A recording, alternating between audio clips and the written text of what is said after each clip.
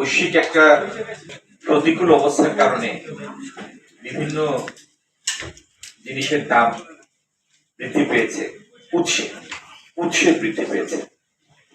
যে সমস্ত জিনিসে আমরা আমদানি নির্ভর, সেই সমস্ত জিনিসের মূল্য যদি উৎসে বৃদ্ধি পায়, স্বাভাবিকভাবেই আমদানি মূল্যের উপরও সেটার চাপ পড়ে, অভিজ্ঞতা।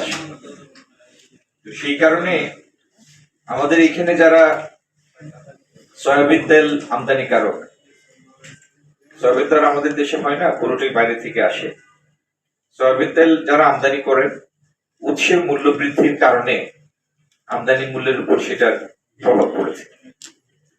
এই প্রভাবটি পড়েছে আসলে রোজার সময় থেকে, রমজান মাসের সময় থেকে পড়েছে, এবং সেই সময় থেকেই আমদানিকারক এবং রিফাইনাররা ক্রমাগতভাবে অনুরোধ জানিয়ে আসছিলেন আমাদেরকে যে মূল্য একটা ঊর্ধ্ব সমন্বয় করার জন্য, না হলে তাদের ক্রমাগত লোকসানের কবলে পড়ে তাদের পুঁজি নিঃশেষিত হয়ে যাচ্ছে।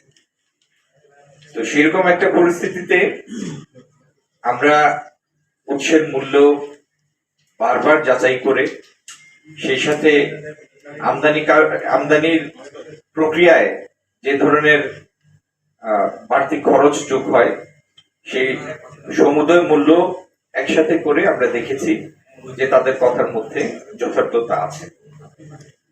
তারপরেও তারা যে পরিমাণ অনুরোধ করেছেন, সেই অনুরোধটি পুরোপুরি রাখা আমাদের পক্ষে সম্ভব হয়নি। আমরা কিছু ঊর্ধ্বমূল্য সমন্বয় সিদ্ধান্ত নিয়েছি।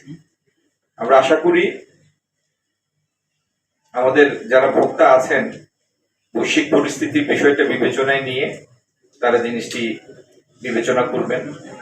আর আমাদের সাথে এই শিল্পের সাথে যারা জড়িত, রিফাইনার মালিকগণ, তাদের প্রতিনিধিবৃন্দ আজকে তারা আছেন, আমদানিকারকরা আমাদের সাথে আছেন, এবং এই সমন্বয় তাদের লোকসানের বোঝা লাঘবে সহায়ক হবে, এবং বাজারে সরবরাহ পরিস্থিতিও আগামী দিন পুরোপুরি স্বাভাবিক হবে ইনশাআল্লাহ।